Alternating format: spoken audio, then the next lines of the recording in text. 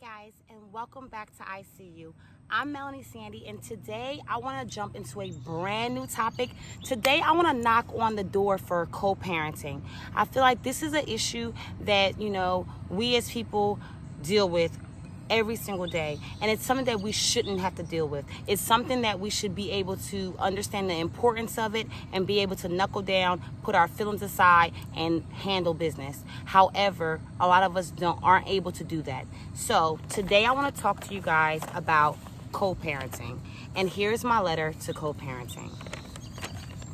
Dear parents, did you know co-parenting has nothing to do with you and everything to do with the child and their state of being and having the child's best interests at heart? We forget it has nothing to do with our feelings. Whether or not we are hurting, we feel disrespected, whether or not we are still in love, or if we truly don't even like the other person. Co-parenting is about the child. For some odd reason, people continue to forget that. Why is the child used as a pawn? Why does one's actions go tit for tat? Why are children punished for the nonsense of the parents? Have it be both parents acting selfish or just one? Why is co-parenting so difficult for some, but a breeze, or at least functional and beneficial for others? The question is why? Why? Because one of both of the individuals tend to move with feelings controlling their actions, not viewing what's truly important, not coming to the understanding that they are supposed to be a team, that both individuals and their greatness can only result in a child viewing their own greatness. Come on, people. Like, really, come on. We need to realize that although you and the other person could not be together functionally, could not be together positively, and could not have a healthy relationship, does not mean you can't be functional, positive, and healthy separate. One has to come to an understanding that you need both parties to be great, both parties to be focused, both parties to be able to co-parent. Toxic people and energy only lead to distractions. It only leads to the destruction of both individuals, of any people whom are around them. And in those moments, realization needs to hit, and choices and decisions need to be made. They need to be made with a clear head, not one of feelings, not one of emotions, not one of any form of selfishness. It needs to be about who? It needs to be about the child. So, that is my letter to parents on the topic co-parenting. Because I feel like we tend to forget that it's not about us. It has nothing to do with how you are feeling. It has nothing to do with how much you hate that man or how much you hate that woman. It has everything to do with how much you love your child and how you want to see your child be great. When are we going to understand that me using my child as a pawn is not going to help my child in any way or form? When are we going to realize that I can't bribe you with your child? I can't bribe you with sex. It has nothing to do with the bribe. It has nothing to do with the sex. It has everything to do with your child having a relationship with the mother, having a relationship with the father, and being able to be raised correctly. We tend to think it's about us. That's that selfish mindset. We need to let the selfishness go. So I have a few points that I wanted to touch base on because I feel like this topic makes you think about so much. And granted, I am grateful that I can honestly sit here and say I have a great relationship with my daughter's father, and we co-parent very well. But that does not mean that it will always be this way. That does not mean that we will not have hiccups on the way. That does not mean that other people are dealing with bad situations. We need to learn and understand this is a real life situation, and let's talk about it. Let's talk about the things that we don't talk about. So, with co-parenting, I think the first thing that we need to understand and realize before the child even gets here is knowing who you are dealing with. And a lot of times we don't. A lot of times people are up here laying down, having kids with any and every old body. You don't know who the Tom, Dick, or Harry last name is. You don't know what type of personality that girl has. You just know she got the laid baby hairs and she look good. Is that going to help you raise your child? Is that going to make a beautiful child? It may. But is that going to make a child that is, strong and that is able to deal with the hiccups in life? It may not. Because you need to know who you're dealing with. You need to know who you're laying down with, who you are going to raise a child with. If that child if that person is positive or negative, if that person is a go-getter or is that person lazy, is that person going to do what they have to do above and beyond to make sure this child is set in every single day of that child's life? Do you know who your baby mother is? Do you know who your baby father is?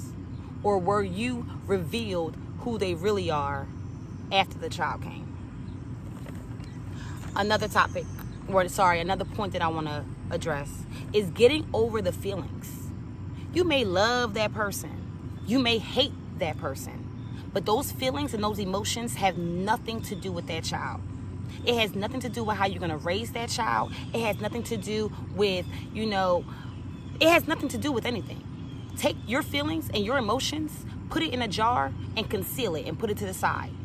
Because when you are focusing on your child and raising your child, those feelings and emotions, they gotta go. They gotta get canceled out. And if they don't get canceled out, that is when you have the issues. That is when you got the crazy baby mama, the ignorant baby father, the whatever the case may be. That is where it no longer is healthy. You guys are not co-parenting in a healthy manner. Another point, seeing what's important. Realizing that the only thing that is important is the child. And making sure that child has anything and everything that they need.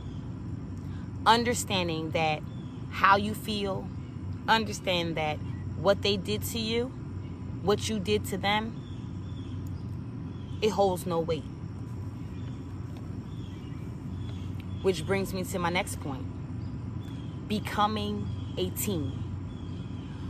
You have to understand that for this situation to work, you and your child's father, you and your child's mother need to become a team. You have to work together. Children are smart, and when you're not working together, they see that and they will use that against you, and they will work against you. They will make you guys work against each other. But when you guys become a team, it's impossible for those things to happen because you guys are communicating.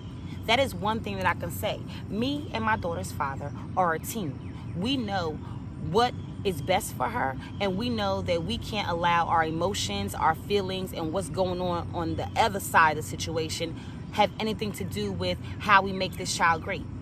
I have to realize that my team member has skills that I may not have. I have to realize, he has to realize that I may have skills that he doesn't have, and we're gonna pick up the slack when it's needed. Because regardless of what, we need to do what we need to do to help this child out and to make this child be the best child that she can be, make the child be the best person that she can be, make her find her greatness and excel in life. And if she is surrounded by drama, negativity, arguments, you know, where is that going to lead that person? Where is that going to lead that individual? Which brings me to another point. Not using the child as a pawn or leverage. If you are upset that, you know, your ex or your baby father is now dating, so now what? You don't want to allow the child to go visit him. You don't want to allow the child to talk to their father. Why? Because the father has moved on and you haven't. That has nothing to do with that child. And because it has nothing to do with that child, it is not fair that you utilize your child as a pawn and leverage and bribing the other person just to get what you want, because you guys' relationship is not where you want it to be. That has nothing to do with that child. So because it has nothing to do with that child, why utilize that child as a pawn and leverage? At the end of the day, when that child gets older and that child realizes what you are doing, the only person that child's going to be upset is you. And you're going to be mad at yourself because you created this situation. You did it. You made the wrong decision to wear your emotions and your feelings on your sleeve rather than know what's truly important, which is raising your child. This then brings you to another point, being the bigger person. If you are dealing with somebody who continuously nags, argues, you know, who just wants to continuously start problems, who just wants to make your life a living hell. Why? Because you guys aren't together. You gotta be the bigger person. You gotta figure something out. You have to learn that, number one, you cannot stoop down to their level, because at the end of the day, what I'm never going to do is allow anyone to change who I am and change the actions that I normally will display. So I am never stooping down to anyone's level because I refuse to allow that to happen. Number two, I'm going to be bigger and better than that person, because if they choose to wear their emotions on their sleeve and, you know, expressing all these feelings, that has nothing to do with my child. So now I am going to use my child as, this is the only thing that we need to discuss. This is the only thing that we need to talk about. If we cannot come to a understanding that we need to be able to communicate regarding the child, then maybe, and it's a shame to say, maybe you guys need to find another solution. And that's where courts may come involved. I've never been the person to feel as though I'm going to put somebody on child support just because. Because what? Because I'm angry? Because I don't like them? Because I feel as though they disrespected me? Because I feel bitter? No.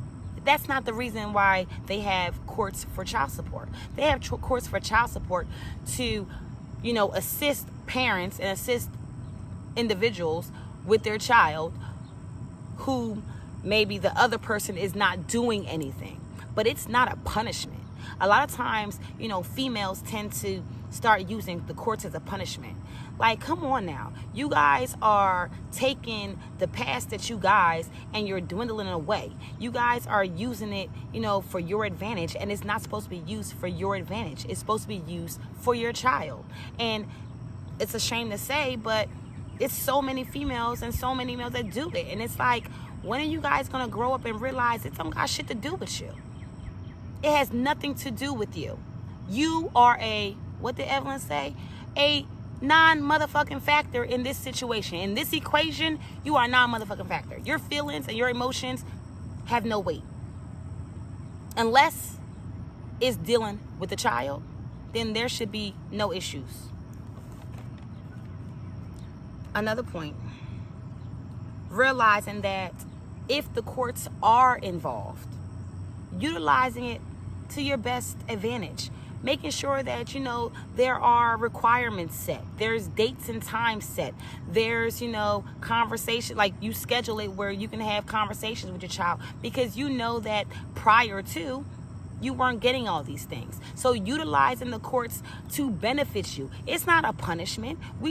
People just use it as a punishment, so it's now frowned upon. But it shouldn't be frowned upon, because some people, it's a shame to say, they are unable to come to this understanding through a regular conversation. They are unable to, focus on what is really important. And when you come in contact with those individuals, that is when you need to say, you know what, I'm gonna find somebody else to be the mediator. I'm gonna call these courts up, and they're gonna be the ones to make the decision for us, since we're unable to make the decision.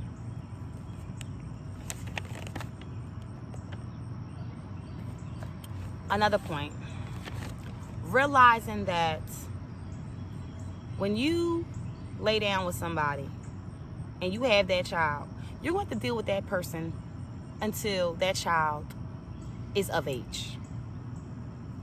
Have it you like them, have it you don't like them. So you need to be prepared for that.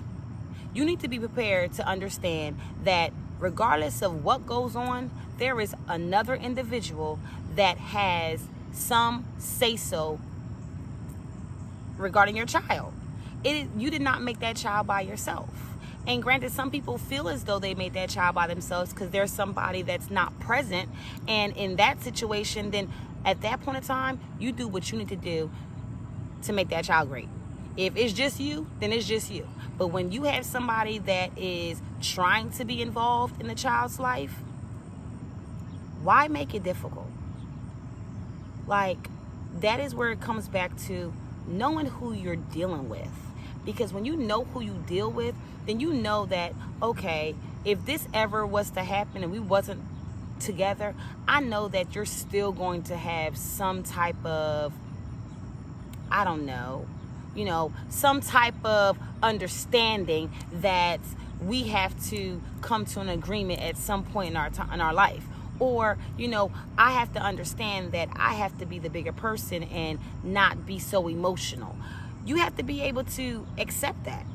And sometimes a lot of people don't. And when they don't accept it, that's when they're miserable. And if they're miserable, they want to make everybody else miserable. Misery loves company. So if your baby mom is miserable because y'all broke up and now she can't find no man, and now she had to live at her mom's house because she was living with you, and now she's not getting whatever she was getting before, she's going to now do everything in her power to make it hard for you. If that's the person that you signed up for. That's the person that you signed. Co-parenting could be good, it could be bad, or it could just be neutral. What do you want your co-parenting situation to be like? Because granted, nobody chooses to not be in the relationship with their partner, their mother, their child's father, or their child's mother. This is not ideal, but this is real life, and we have to deal with real life every single day. And with dealing with real life, we have to realize that sometimes shit happens. So what's your thoughts, guys? Because, let's talk about it. Do you think that the courts should be involved? A lot of people had bad views of the courts because it was brought to them in a negative situation. Have it be their baby mother or baby father, called the courts on them, and now they're having to pay child support where they're already, taking care of their child, or whatever the case may be. But I feel as though in certain situations, if you're unable to come to an agreement to make appropriate and logical decisions, then I feel like the courts do need to be involved, because you guys need a mediator, because it seems as though you guys cannot communicate functionally to come to an agreement. What are your thoughts? Do you continue having sex to create peace? See, I feel like this is a big one, because a lot of times, females tend to use their pussy as pawns and leverage and bribes. It's like, oh my goodness, if you're not having sex with me anymore, then you can't call your daughter, or you can't come over here and see her, or like that's when you guys may start arguing and there may be a whole bunch of disagreements. Why? Because someone in the situation chose to no longer have sex with the other person. Like, what are your thoughts? Because this is things that I be hearing all the time, and it's just crazy to me, because I'm thinking to myself, like, I would never. I'm not about that life. I'm not gonna sit here and bribe you to do anything. If you don't want to have sex with me, then hey, you don't have to have sex with me. I'm gonna save the cootie cat for somebody else. However, there's other people out here that they view it a little bit differently. So what do you guys think? Another question. Do you accept the nonsense and play nice to see your child? Like, I don't know about you guys, but my thoughts are, if you coming at me disrespectfully, if you cursing at me, you calling my name, calling me out of my name, if you're just not a positive person, I'm not dealing with the bull. I'm not doing it just so you can be happy, so we can be on good terms, for then, the child to go visit you. That's not happening. I have, viewed many people's situations of co-parenting, and I have come to realize that it's a shame to say, but like, females, get your life together.